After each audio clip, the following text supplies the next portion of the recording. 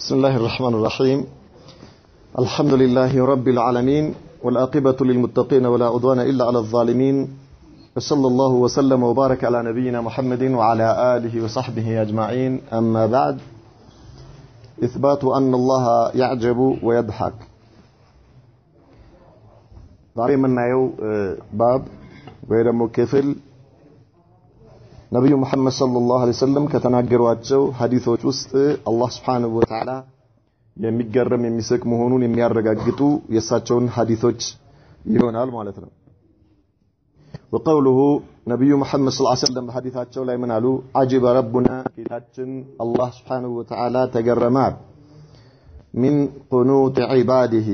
ከባሮቹ ተስፋ መቁረጥ አላህ ተገረመ وقرب غيره አላህ Subhanahu Wa Ta'ala ነገሮችን መቀየሩ ቅርብ ሆኖ ሳለ ينظر إليكم አላህ Subhanahu Wa Ta'ala ይመለከታል ወደናንተ አዝሊና ቀኒቲና ተስፋ የቆረጣችሁ ሆኖ ያያችኋል فيظل يضحك አላህ Subhanahu Wa Ta'ala ይስቃል يعلم يميوك هونو أن فرجكم قريب ينانت كچنكتاچو የምትገላገሉበት ወቅት የናንተ የጥያቄያችሁ መልስ የሚመጣበት ወቅት ቅርብ ሆኖ ሳለ ወይ ደግሞ ቅርብ መሆኑን አላህ ያወቀ ማለት ነው። ይህ የነብዩ መሐመድ ሰለላሁ ዐለይሂ ወሰለም ሐዲስ ከዚህ በፊት እንደ ተነጋገርናቸው እንደ ሌሎች የአላህን Subhanahu Wa Ta'ala ባህሪ እንደሚያመለክቱ ወይም ደግሞ እንደሚያጸድቁ ሐዲሶች ነው። ሲፈተል ዑጅብ የሚባለው ነገር መገረም የሚለው ከሰው ባህሪ ጋር ስናየው የራሱ የሆነ ትርጉም አለ። ከአላህ Subhanahu Wa Ta'ala ባህሪ ጋር ግን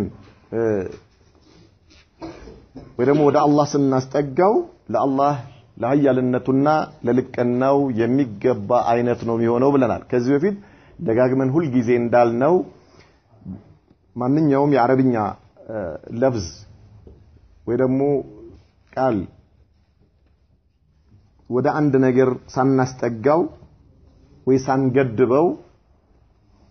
ዝም ብለን ቃሉን ብቻ በመናይበት ጊዜ ሙሽተረክ ነው ብለናል። የጋራ የሆነ የሚያደርገው ነጥብ አለ። ነገር ግን ያ ቃል ስናስጠጋው ወይ ስንገድበው ኢዳፋ ሲደረግ ወይ ደግሞ ተቅይድ ሲደረግ ምን ይሆናል ብለናል? ያ ያስጠጋንበትን ወይ ደግሞ የገደብነውን ይመስላል ብለናል። መገረም የሚለው ነገር ከፍጡራኖች አንፃር በመናይበት ጊዜ አንድ ነገር ድንገት መከሰቱን ባልተጠበቀ ሁኔታ የተከሰተ መሆኑን ለዚያ ነገር ያልተዘጋጀህና በማታቀው መልኩ መፈጸምን ነው ወይ ደግሞ ያ ነገር በውስጥ የሚፈጥርብህ ስሜት ነው መገረም የሚባለው ማለት ነው። ይሄ ከማን ከፍጡራኖች አንፃር የፍጡራኖች መገረምን ይሄን የምንለው እንዲህ አይነት አደሙል ዒልም እውቀት ያለ መኖር አደም ተወቆ ሙፋጃ ድንገት የሆነ ነገር መከሰቱ ሳትጠብቀው ሳታውቀው ባላወቀውና ባልጠበቀው መልኩ ሲሆን ያ ነገር ያስገርምሃል። የሰው ልጅ የመገረም ሚስጥሩ ምንድነው ቢባል የእውቀት ያለ መኖር ነው። እውቀቱ ኢሃጣ ባላደረገበት ነገር ላይ እውቀቱ ኢሃጣ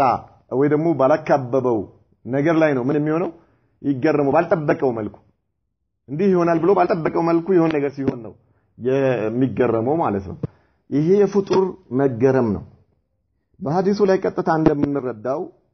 አላህ Subhanahu Wa Ta'ala ነብዩ መሐመድ ሰለላሁ ዐለይሂ ወሰለም ይገረማን ያሉን በባሪያው ሁኔታ ነው። ይሄ የባሪያው የነገሮች መጨረሻ ያለ ማወቅ ነው። አላህ የሰውየው ጭንቀቱ የሚገላግልበት የሰውየው በጣም ብዙ ጊዜ ዱዓ ሲያደርግ ቆይቶ ሊሆን ይችላል ብዙ ጊዜ ውስጡ የሆነ ነገር ያስጨነቀው ቆይቶ ሲያበቃ በጣም በሚገርም ሁኔታ አላህ Subhanahu Wa Ta'ala ፈረጀቱን ሊያመጣለት ጫፍ ላይ በደረሰበት ሁኔታ ላይ ተስፋ ይቆርጣል ውስጡ ሲያስጨንቀው የነበረው ነገር አላህ ሊሰጠው ቀርቧል እንደ አጠቃላይ ይህ ሐዲስ በድርቅ ምክንያት ነው የተወራው ማለት ነው ዝናብ ልክ ሊጥል በተደረሰበት ሁኔታ ላይ ሰዎቹ ግን ተስፋ ቆርጠው خلاص በቃ በድርቅ አለቅን የሚል ደረጃ ላይ ሲደርሱ ነው አላህ እኮ ፈረጀቱን ሊያመጣላቸው ቀርቧል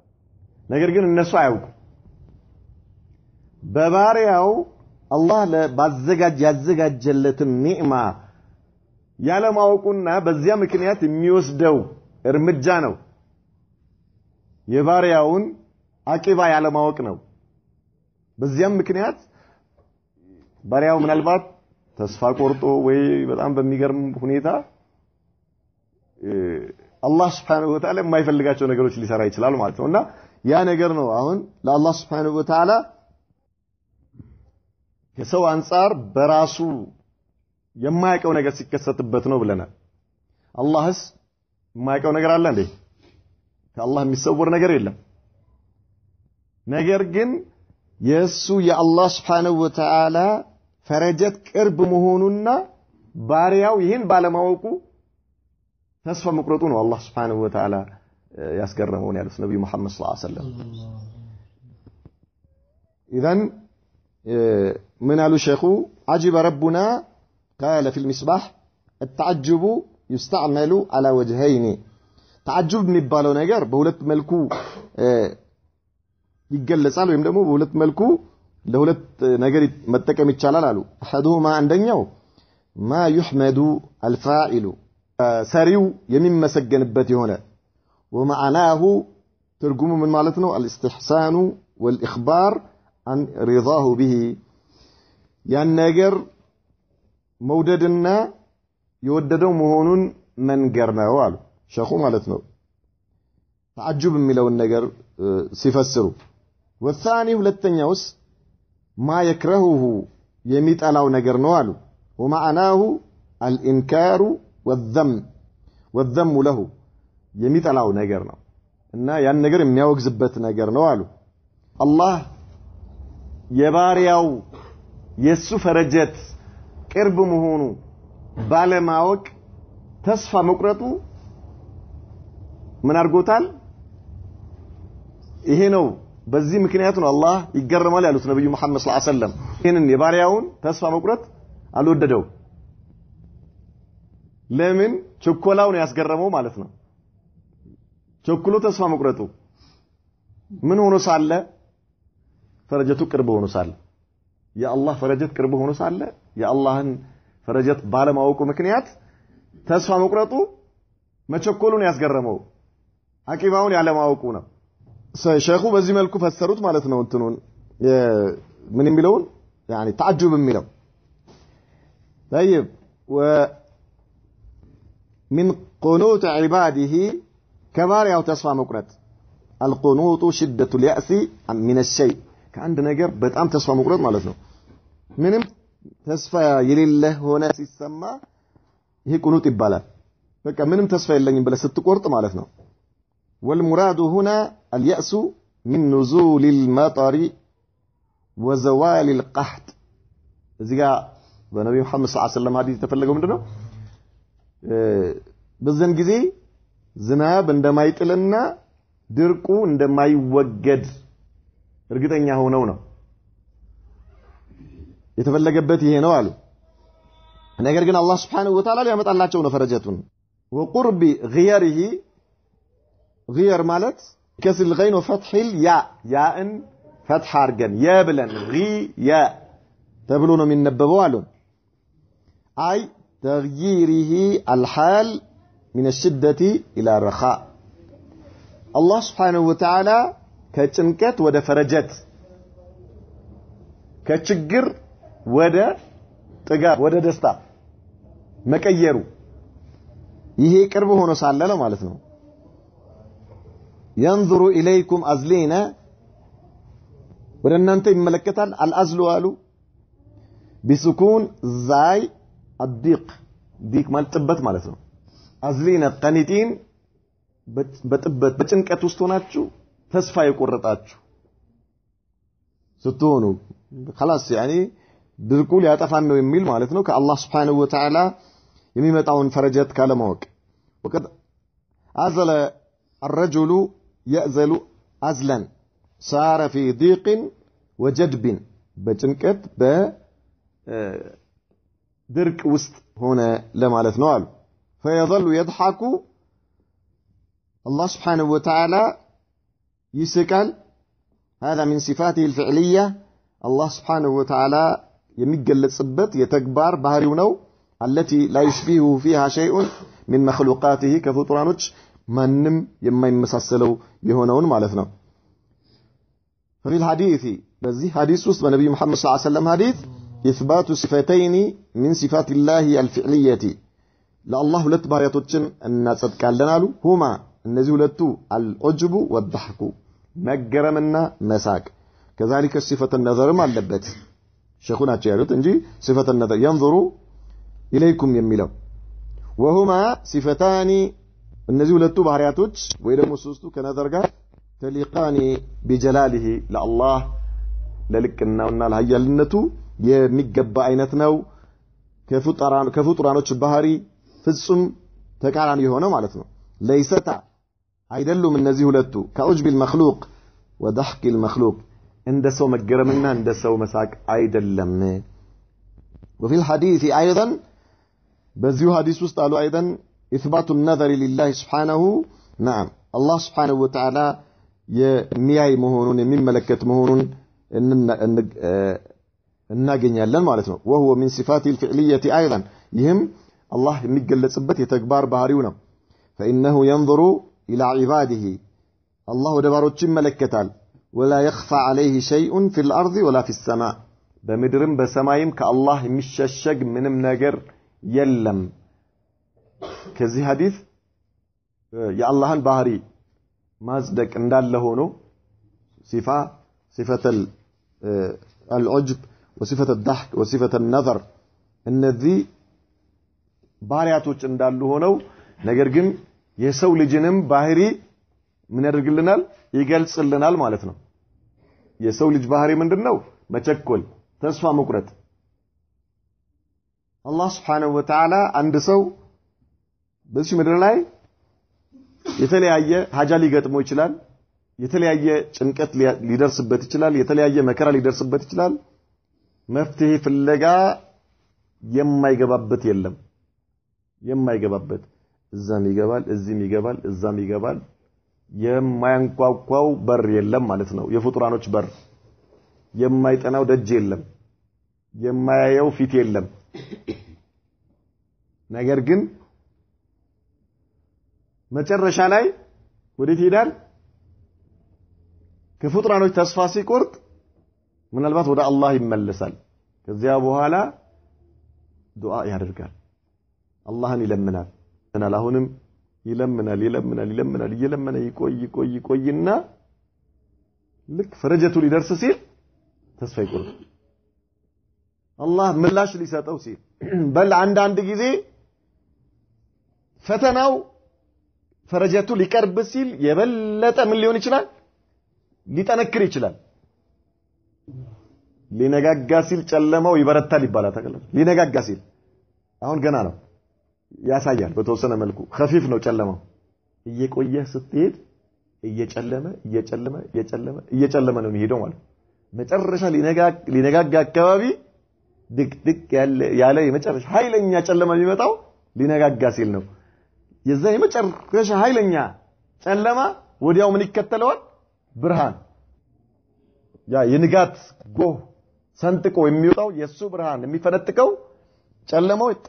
የመጨረሻ ጥግ ላይ ሲደርስ ማለት አንድ ሙእሚን የአላህ ባሪያ ፈተናው በበዛ ቁጥር ምንድነው እርግጠኛ መሆን ያለበት ተስፋ መቁረጥ ነው ያለበት ወይስ ምን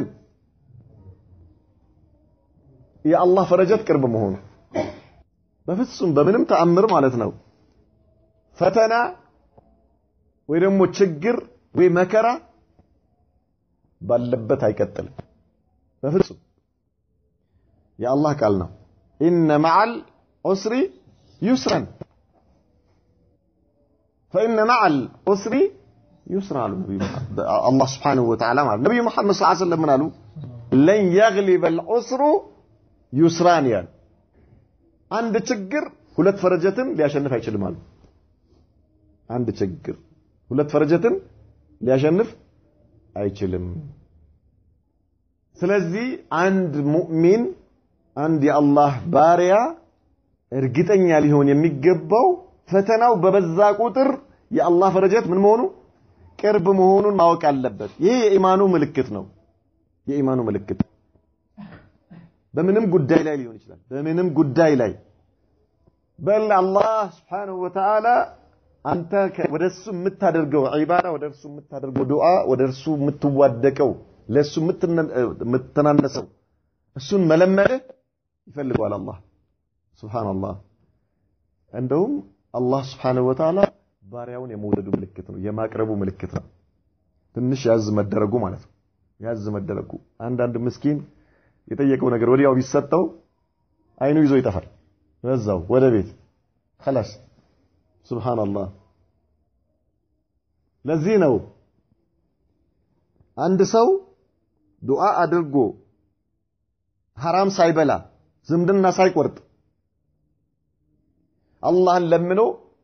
ባዶ እጁን መመለስ ለአላህ ለልቅናው አይገባውም አሉ ነብዩ መሐመድ ሰለላሁ ዐለይሂ ወሰለም ለአላህ ለልቅናው ለኃያልነቱ አይገባም ከሶስት አንድ ነገር ያገኛል ከሶስት አንድ ነገር ያገኛል ላዚም ምን ከሆነ ዱዓ ካደረገ ዱዓ በሚያደርግበት ጊዜ ግን ሐራም መብላት የለበትም ዝምድና መቁረጥ የለበትም ዝምድና ሳይቆርጥ ሐራም ሳይበላ እጁን ወደ አላህ ዘርግቶ አላህ ባዶውን አይመልሰውም ባዶ በፍጹም አይመለስም ኢማ የጠየቀው ዱዓ ያደረገው ዱዓ የጠየቀው ነገር ማለት ይሄኛው ዱዓ አልመስአላ ይባላል ወዲያው የሆነ ነገር ችግር ደርሶብህ ስትጠይቅ ማለት ነው እዳ ሊሆን ይችላል አላህ እንዲያነሳል ልጅ ሊሆን ይችላል የፈለከው አፍያ ሊሆን ይችላል የፈለከው ምንም ነገር ሊሆን ይችላልና ወይ ወዲያው ይሰጠዋል ወይ ደግሞ በዚያ ዱዓ ምክንያት እሱ የማያቀው ሊመጣበት የነበረ ወይ በንብረቱ ወይ በልጆቹ ወይ በራሱ ላይ በላ ይመልስለታል አሉ ወይማ ለአኺራው ይቀመጥለታል አሉ ነብዩ አካውንት ላይ ኢዳፋ ይደረጋል ምንዳው ይቀመጥልሃል ማለት ነው በዚህ መልኩ አንተ አጣቅም ስንትና ስንት በላ እየተመለሰልህ ነው ወይ በልጅህ ላይ ወይ በባለቤትህ በሚስትህ ላይ ወይ በአንተ ላይ ወይ በንብረትህ ላይ የሚመጣ ነገር ባደረከው ዱዓ አላህ በላ እየመለሰልህ ነው መቀደም ያለበት ያኛው ስለሆነ አንተ ግን ዛሬ እዚህ ጋር ያስጨነቀህን ዳይን ነው የምታየው እዳ ወይ ያስጨነቀህ በሽታ ነው የምታየው ወይ ምን ላ አላህ ደግሞ ከዚህ በላይ ካንተ በላይ አላህ ላንተ የሚያስብ ጌታ ነው ካንተ በላይ አላህ ስላንተ የሚያውቅ የሆነ አምላክ ነው ከእናትህ ከማህፀኗ ካወጣችህ እናትህ በላይ አዛኝ ነው አላህ ላንተ ስለዚህ ምን ያደርግልሃል ኢማ በላ ያነሳልሃል በላ ይከላከልልሃል በምታደርገው ዱዓ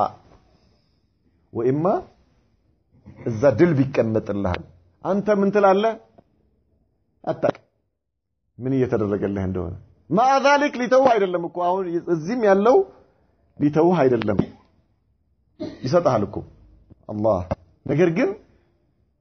ሌላ አንተ ያላሰብከው አንተ ያልጠበቀው የሆነ ነገር አላህ ላንተ ምን ያደርግልህ ነው ኒዕማውን እየለገሰህ ነው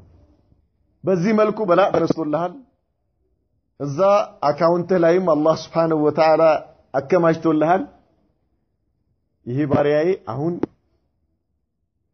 ይሄ ሊጠይቀው ነገር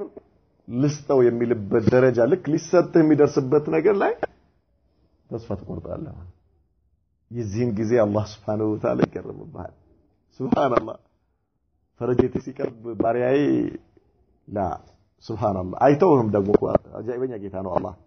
አይተውህ አሳልፎ አይሰጥህም ሱብሃንአላህ ነገር ግን ይገረምብሃል አይ ምስኪን ባሪያዬ ሱብሃንአላህ ጭራሽ ፈረጀቱ ሲመጣለት እሱ ተስፋ ሊቆርጥ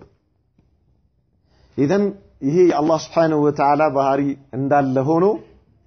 የሰው ልጅም ባህሪ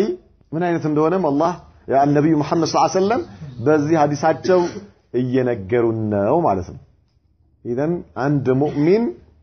አላህ Subhanahu Wa Ta'ala እንደማይቶ አላህ ዱዓውን እንደሚሰማው አላህ ፈረጀት እንደሚያመጣለት እርግጠኛ ሊሆን ይገባል ይሄ ከኢማን ክፍሎች ውስጥ አንዱ ነው ግልጽ አለ ከኢማን ክፍል بل هذا من يعني كشهاده ውስጥ አንዱ ነው كشهاده መስፈርቶች من شروط الشهاده اي معناه يعني كلا اله الا الله መስፈርቶች ውስጥ አንዱ ምንድነው እርግጠኝነት اليقين ግልጽ አለ اليقين እርግጠኛ መሆን አለበት በጌታ ላይ እርግጠኛ መሆን አለበት በአላህ ቃል እርግጠኛ መሆን ግድ ይለናል نعم الله አዛኝ የሆነ ጌታ ነው አላህ ሰሚ የሆነ ጌታ ነው አላህ ተመልካች የሆነ ጌታ ነው ሐልህን ያያል ይሰማሃል ስለዚህ በፍጹም አያርቅህም በፍጹም አይተውህም አላህ እየቀረብክ ነው የምትሄደው የሰው ልጅ ነው ሲጨቀጭቁት የማይፈልገው የሰው ልጅ ነው ሲጠይቁት አሁንም ሲጠይቁት ምን የሚሆነው የሚሰለቸው ሊያይ አይፈልግም አላህ ደግሞ ልትርቀው አይፈልግም ሁሌም ልትጠይቀው ይፈልጋል አላህ ሁሌም ሳትጠይቀው ነው የሚቆጣው አላህ نعم አላህ ካለመንከው ነው ካልጠየቀው ነው እንጂ የሚቆጣው ከለመንከው ይወድሃል ያቀርብሃል የበለጠ ቅርብ ትሆናለህ ማለት በጠየቅ ቁጥር ወደ አላህ የበለጠ ምን ይሆን ትሄዳለህ እየቀረብክ ትሄዳለህ ፈረጀት ቅርብ ነው የግል ጉዳይ የሚያስጨንቅህ የኡማ ጉዳይ የሚያስጨንቅህ የጀማ ጉዳይ የሚያስጨንቅህ የቤተሰብ ጉዳይ ያስጨንቅህ ምንም ነገር በጭንቀትህ ልክ ምን አለ ፈረጀት አለ በጭንቀትህ ልክ እርግጠኛ ሁን በምንም ጉዳይ ላይ በዱንያ ጉዳይ ላይ ተጨንቀህ ፈረጀት አለ ከተባለ ምን ባቢ አውላ በዲን ጉዳይ ላይ ያ اخي በዱንያ ጉዳይ ላይ ተጨንቀህ ፈረጀት አለ እርግጠኛ ሁን ከተባለ በዲን ጉዳይ ላይስ ተጨንቀህ ፈረጀት የለም አላሁ አክበር كيف لا الله ሽልማትህም በዛው ልክ ነው طيب كذلك من ይላሉ اثبات الرجل والقدم لله سبحانه وتعالى لله سبحانه وتعالى አሁንም قدم ወይ ደግሞ እግር ማለት ነው ማስበት يعني مخالفዎች የነብዩ መሐመድን ሰለላሁ ዐለይሂ ወሰለም ሱና ሙኻለፋ የሚያደርጉ ሰዎች ቅድም እንዳልነው አንድ የሆነ ቃል ሲመጣ ያ ቃል ምን ሆነ ነው ብለናል يعني ልቅ ሆኖ ሳይገደብ ንስባ ሳይደረግ ቃሉ ማዕናው ብቻ ሲታይ ሙሽተረክ ነው አእምሮ ላይ ነው ያለው ወደ ዋቂዕ ስናመጣው የግድ ምን መደረግ አለበት ተኽሲስ መደረግ አለበት ተኽሲስ መደረግ ስለዚህ ተኽሲስ ስናደርገው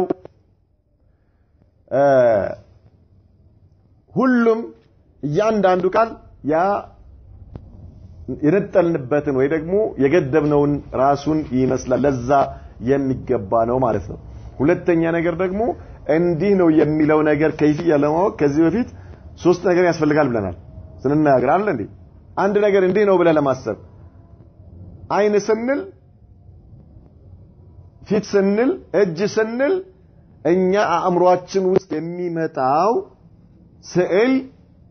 የፍጡራኖች ነው መጀመሪያ አእምሮአችንን ከዚህ ማጽዳት አለብን ليس كمثل شيء وهو السميع البصير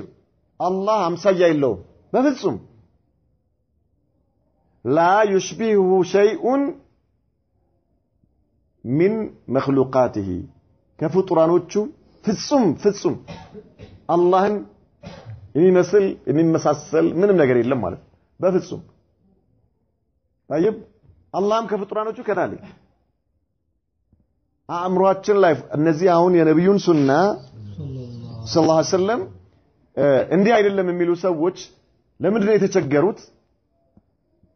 እጅ የሚባለው ነገር አእምሮአቸው ውስጥ ምን ተቀረጸ የሰው ልጅ እግር ሲባል እሱን ነው የሚያስቡት ላ ያ አኺ ይሄ እኮ ምን ተወራል ተገድበዋል በቃ አንተ የምታቀው የሰውን እጅ የሰውን ፊት የሰውን አይን የሰውን እግር ነው የምታቀው ነገር ግን ወደ አላህ የምናስጠጋቸው ነገሮች አእምሮህ ላይ ፍጹም ልታስባቸው አይገቡም ለምን የአንድን ነገር ከይፍያ ለማወቅ ኢማ ራሱን ማየት ያስፈልጋል ወኢማ አምሳያውን ማየት ያስፈልጋል ወኢማ ስለዚያ ነገር ዝርዝር የሆነ መግለጫ ያስፈልጋል ስለ ከይፍያው ግልጽ አለ ስለዚህ እኛ ስለ አላህ የሆነ ነገር በምናስብበት ጊዜ ሲፋው ማለት ነው ሲፋው እንዲህ ነው ሲባል يعني صفة اليد وصفة الوجه وصفة العين وصفة السمع صفة النظر صفة الكلام النزين بمنلبت ጊዜ እንዴት ነው ብሎ መጠየቅ የለም ለምን እንዴት ነው የሚለውን መልስ ለመመለስ ቅድም ያልናቸው ሶስት ነገሮች ያስፈልጋሉ አላህን ያየው አለ እንዴ የለም አምሳያ ያለው አላህ የለውም ليس كمثله شيء الله سبحانه وتعالى እንዲህ ነው ብሎ ነግሮናል አያለው አለን የማየው ግን እንዲህ ነው ብሎናል እሰማለሁ አለን የምሰማው እንዲህ ነው ብሎናል ኢዘን አላህ ያያል አላህ ይሰማል ለአላህ ፊት አለው ለአላህ እጅ አለው ለአላህ አይን አለው እንዴት እንደሆነ ግን አናቅም አላህ ነው የሚያውቀው አለኝ ብሎናል አላህ ነዓም አለው እንላለን ምን አይነት ነው አላህ ለሱ ለሐያልነቱና ለልቅናው የሚገባ አይነት ራሱ ነው የሚያውቀው እንጂ እኛ አናቅም كيف እንዴት አርገህ ነው የአላህ Subhanahu Wa Ta'ala ባህሪያቶች እንዲህ ነው ብለህ ተናገር የምትችለው ከተናገርክ وتقولت على الله بما ليس لك فيه علم ነው ዕውቀቱ በሌለህ ነገር ላይ በአላህ ላይ ባጢል አውርተሃል ይሄ በጣም ትልቅ የሆነ ማዕሲያ በጣም ትልቅ ከሽርክ በላንዳንዶቹ እንደውም ከሽርክ ይበልጣል እስከማለት ድረስ የደረሱበት ሁኔታ አለ ወንጀሉ ማለት ነው ከሽርክ የሚበልጥ ወንጀል ባይኖርም ምን haythul jumla ይላል ግን ከባድ ወንጀል ነው በጣም ከባድ ወንጀል ነው በአላህ ላይ ያለ ዕውቀት መናገር ስለዚህ አላህ ነብዩ መሐመድ ሰለላሁ ዐለይሂ ወሰለም አላህ ይስቃል አሉን ለመሳቅ ምን ያስፈልጋል ይስቃል ካላችሁ አሉ ሰዎቹ አላህ ይስቅም የሚሉ ሰዎች ነብዩ ናቸው የነገሩን እኛ አው እንላለን እንዴት አላህ ራሱ በሚያቀው መልኩ ይስቃል ካላችሁ ምን ያስፈልጋል ጥርስ ምን ያስፈልጋል ከንፈር ምን ያስፈልጋል ምላስ ላ ኢላሃ ኢላላህ አላህ ይወደዳችሁ በመጀመሪያ ደረጃ ይሄ የማን ሳቅ ነው የፍጡራኖች የሰው ሳቅ ነው لا اله الا الله كيف መጣችሁት እንደዚህ አይነቱ ታዩ የለም እናንተ የምትሉት ነገር አዋፍቶች ራሱ በፍጡራኖች ላይ ራሱ መሳቅ የሚለው አሁን እናንተ የምትሉት ነገር አያሲዝም አዋፍቶች እርስ በርሳቸው ሲገናኙ ይስቃሉ ይደሰታሉ ግን ምን አይነት እንደሆነ እንዲህ ነው ብላ አሁን ብትባል ታውቃለህ የለም ይልታል እንዴ ታዩ ብዙ ጊዜ እንደ ምሳሌ የምናመጣው ኪሳችን ውስጥ ተሸክመነው የምንዞረው ሞባይል ይስቃል አይስቅም ይስቃል አይስቅም ጥርሱ የቱ ጋር ነው ያለው ከንፈሩ የቱ ጋር ነው ያለው ሱብሃንአላህ ላ ገርሞ ይገርማል አሁን አንተ ኪሱ ውስጥ ያለው ነገር አውጥተህ ስትከፍተው ምን ነው የሚሰ አንተ ነው የምትስቀው ወይስ ሞባይሉ ድሜ አሁን አንተ መጀመሪያ ነው የሳቀውኩ አይደል እንዴ አሁን ለምሳሌ ይሄ አንተ ሳቅ የቀረጽከው ሳቅ የስልክ ጥሪ አድርገህ ብትሞላው ሲጠራ ምን ያደርጋል አህሰንት በዛን ሰዓት ምኑ ነው የሳቀው ሞባይሉ አይደል እንዴ ሞባይሉ ነው የሳቀው ነገር ግን ሞባይሉ እንዴት ነው የሚስቀው ቢባል መመለስ እንችላለን አንችልም ነገር ግን ቅድም የቀረጸውን ሳቅ ምን ያደርገዋል ይደጋግመዋል ያስተላልፈዋል እንዴት ነው እስኪ ይሄንን ነገር ዘርዝሩ ብንባል እንችላለን እንዴ አንችል ኢዘን በፍጡር ላይ እንደ ኪሳችን ውስጥ ይዘነው በመንሄደው ነገር ላይ የዚህን ከይፍያ ማወቅ ካልቻልን ነገር ግን እርግጠኞች ከሆነን ይናገራል የምንል ከሆነ ሞባይል ሬዲዮ ይናገራል የምንል ከሆነ የተለያዩ ነገሮች እንደነዚህ አይነት ነገሮች ማለት ነው ያውን ዘመን ያመጣቸው ነገሮች እንዴት ነው ተብለን ብንጠየቅ አናቅ አንመልስም ስለዚህ ጥቃቅን የሆኑ ትናንሽ ኢምንት የሆኑ ፍጡራኖች ላይ ያለን ነገር መግለጽ ማንችል ከሆነ እንዴት ስለ አላህ እንዲህ ነው ብለን ማውራት እንችላለን ፍጹም ከባድ የሆነ ምንድነው ወንጀል ነው ማለት ነው ኢዳን ነብዩ መሐመድ ሰለላሁ ዐለይሂ ወሰለም ለአላህ Subhanahu Wa Ta'ala ቀደም አለው በሚሉበት ጊዜ አእምሮአችን ውስጥ በፍጹም ተሰውር ልናደርግ አይገባም ለዚህ ነው ዑለማዎች ምን ይላሉ አእምሮ ላይ ስለ አላህ ባህሪ በሚነገርበት ጊዜ እንዲህ ነው ብሎ የሚያስብ ከሆነ አእምሮ ላይ የሚመጣበት ከሆነ ይሄ ሰው አላህን ሳይሆን የሚያመልከው ጣዖት ነው የሚያመልከው ይላሉ ሰነም ነው የሚያመልከው ምክንያቱም አእምሮ ውስጥ እየቀረጸ ነው ምን ሆነ ይሄ ሰውዬ አንደኛ አላህን ሊያመሳስለው ነው ከማን ከፍጡራኖች ጋር አእምሮህ ላይ ምንም መጣመጣ ከሆነ የሆነ ነገር እንዲህ ነው ብለህ የምታስብ ከሆነ ልታመሳስለው ነው ማለት ነው ከፍጡራኖች አላህ ደግሞ አምሳያ የሌለው የሆነ አምላክ ነው ፍጹም ከአምሳያ የጠራ የሆነ አምላክ ነው ስለዚህ ምንድነው የምትለው ከማይሊቁ ለጀላሊሂ ወዐዘመቲሂ አላህ ለኃያልነቱና ለልቅናው የሚገባ አይነት እሱ የሚያቀው እኛ ግን የማናቀው አይነት ኢዘን በፍጡራኖች መካከል ራሱ ሐቂቃው ምን አይሆንም አይመሳሰልም ስሙ አንድ ቢሆንም ማለት ነው ስሙ አንድ ነው ነገር ግን ሐቂቃው ይለያያል ወንበር እግር አለው ጠረጴዛ እግር አለው ቁንጫ እግር አላት ሰው እግር አለው ምን ፍጹም አይገናኝም ሐቂቃው ፍጹም የተለያየ ነው በፍጡራኖች መካከል ኢዘን በፍጡራኖች መካከል ያለው ነገር በዚህ መልኩ ከተለያየ በፈጣሪና በፍጡር መካከል ያለው ነገር ደግሞ ላ ኢላሃ ኢላላህ እንዴት ይመሳሰላል ተብሎ ማሰብ ይቻላል ፍጹም አይቻልም ማለት ነው ኢዘን ነብዩ መሐመድ ሰለላሁ ዐለይሂ ወሰለም ምን አሉ በሐዲሳቸው ላ ተዛሉ ጀሃነሙ አሉ ጀሃነም አትወገድም ይልቃ ፊሃ የሷ ሰዎች ይወረወርባታል የጀሃነም ሰዎች ይወረወርባታል አሉ وهي تقول جهنم ትላለች አላህ ያናግራታል ሁሉን ማናገር የሚችል የሆነ ጌታ ማለት ነው እንድትናገር ያደርጋታል አላህ በቁድራው ከዚያ ምን هل من مزيد ጭማሪ ያለው ትላለች ጭማሪ የለም ትላለች ይጨመርልኝ ትላለች ጀሃነም ይጨመርልኝ حتى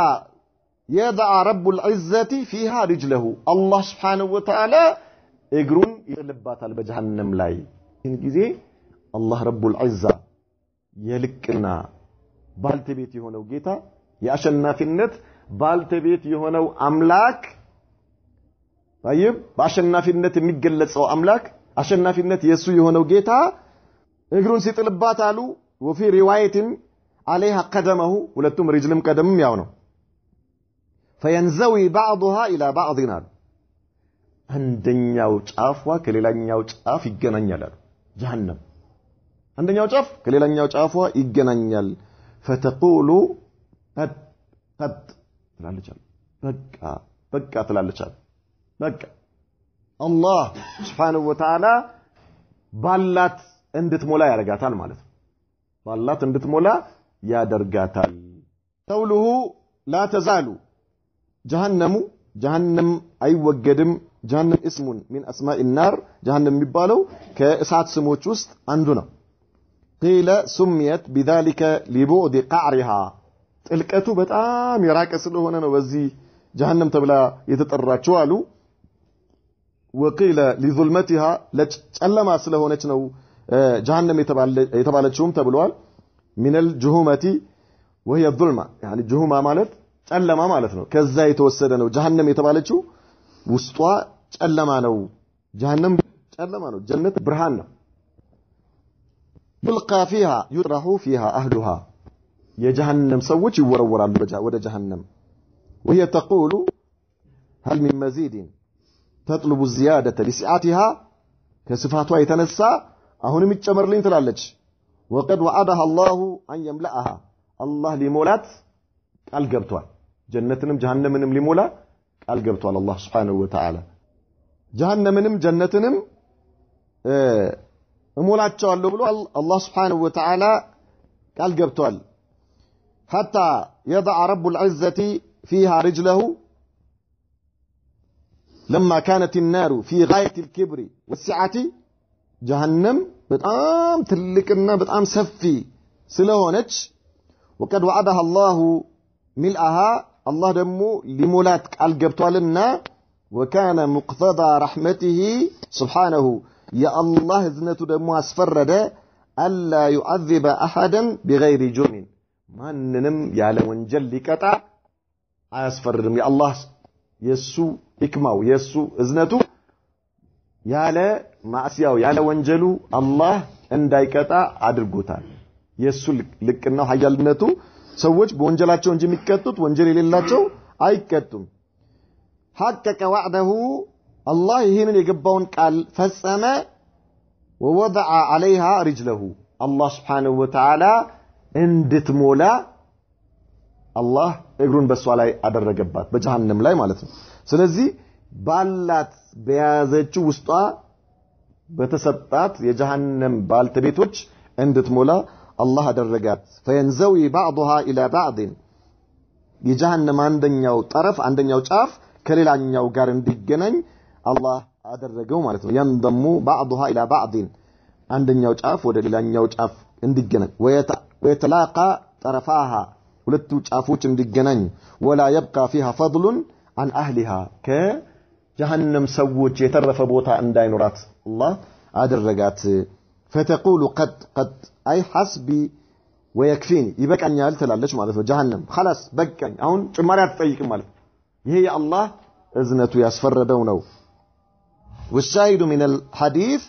كذي حديث من الرداو أن فيه إثبات الرجل والقدم لله تعالى لله سبحانه وتعالى أقري له مهون أن أرجعت عليه حديث كما يليق لجلاله وعظمته لسل هيا لنتنا للكنا وبمجبا ملكه على الوجه اللائق به لسو للكنا وبمجبا سبحانه تراتي تجبا يونجيتا وهو من صفات الذات هي ذات يعني فعلية سيهون صفة ذاتية يقبل كالوجه واليد لكن ده اج وده اندفت والله تعالى اعلم على شيخه في تفسير هذا الحديث المؤطلة ይህን ሐዲስ ሲፈስሩ ሙአጥላዎች የአላህን ስምና ባህሪያቶች ውድቅ የሚያደርጉ ሰዎች ተሳሳቱ ምን አሉ حيث قالوا قدمه አሉ ቀደም ማለት نوع من الخلق ፍጡር ነው አሉ ከፍጡራኖች ውስጥ አንዱ ነው አሉ وقالوا رجله جماعة من الناس رجله ማለት ብዙ ሰዎች ማለት ነው አሉ كما يقال رجل جراد የአንበጣዎች እግር እንደሚባለው አሉ ወረብ على هذا የዚህ በዚህ ላይ ለዚህ የሚሰጠው መልስ አን يقال ማለት ነው ان النبي صلى الله عليه وسلم يا الله መልእክተኛ ነብዩ መሐመድ صلى الله عليه وسلم ምን አሉ قال حتى يدع እስኪ ያስቀምጥበት ولم يقل حتى يلقي እስኪ ጥል ድረስ አይደለም ያሉት ነብዩ መሐመድ صلى الله عليه وسلم حتى يدع كما قال في اول الحديث يلقى فيها بجهنم لا እንደተባለው አይደለም يدعون የተባለው አላህን አስመልክቶ ማለት ነው الوادئ هو الله ነው የሚያስቀምጠው الموضوع هو ماذا القدم وايضا القدم قالوا لا يصح تفسيره بالقوم በምንም ቋንቋ በምንም መልኩ قدم የሚለውን ህዝብ ብሎ መፈሰር አይቻልም لا حقيقة ولا مجازا በቋንቋም ደረጃ እንደው መጃዝም ይሁን በእውነትም ይሁን ይሄ ነገር ፍጹም ከእውነት የራቀ ነው አሉ ኢዘን ነብዩ መሐመድ ሰለላሁ ዐለይሂ ወሰለም እነዚህን ባህሪያቶች ለአላህ Subhanahu Wa Ta'ala ባሉበት ሁኔታ ለሱ ለኃያልነቱና ለልቅናው በሚገባ መልኩ እንድናጸድቅ ነው የነገሩን نكتفي بهذا وصلى الله وسلم وبارك على نبينا محمد وعلى آله وصحبه وسلم